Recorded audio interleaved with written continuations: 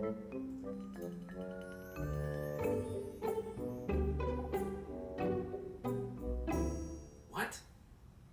Really? What's up? Sony finally did it.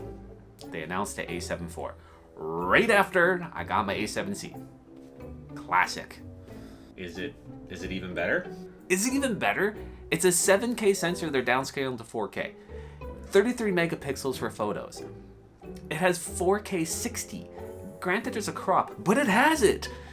10-bit color, and like the videos these guys are showing the low light, it's nuts. And to finish it all off, it finally has a flip out screen just like the A7C.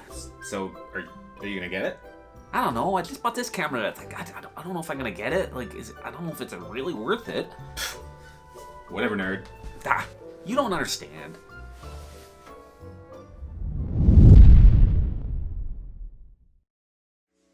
That skit does kind of actually sum up how I feel, though. I do end up getting a new camera, and then another one comes out right after. It's Murphy's Law, or whatever you want to call it.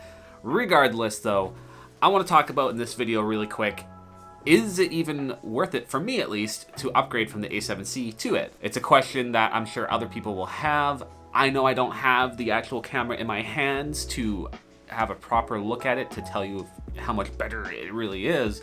But based off what the paper specs are, I can give you kind of my thoughts and if it really is worth it. So right off the bat here's like the promo thing telling you kind of what it has spec wise. And yeah, on paper, it doesn't look super amazing. It looks a little underwhelming comparably, but this is Sony's, hybrid shooter. So it's gonna be good at photos and video, but is it really that much better to warrant actually getting the upgrade? Some of the things I saw so far that are really cool, features that I know I would like to have. The first one is on the adjustment knob for changing your modes. They have actual individual selectors between going video mode and photo mode and S&Q mode. Personally, I would really enjoy having that because recently I've been doing some car shoots with friends, like photos and videos and stuff like that. And I find myself switching back and forth between the video and photo quite a bit because, getting photos and then getting stuff for like Instagram Reels or TikTok or something like that. So constantly changing settings depending on what you're doing is a little bit annoying.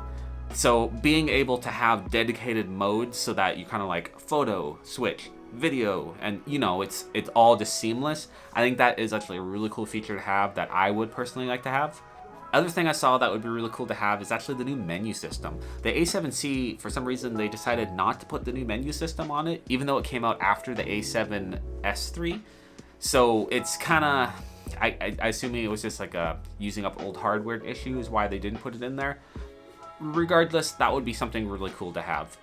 The main question and kind of the purpose of this video is, should you as an A7C user like myself upgrade to this camera? And I personally think no, but hear me out. I got some reasons.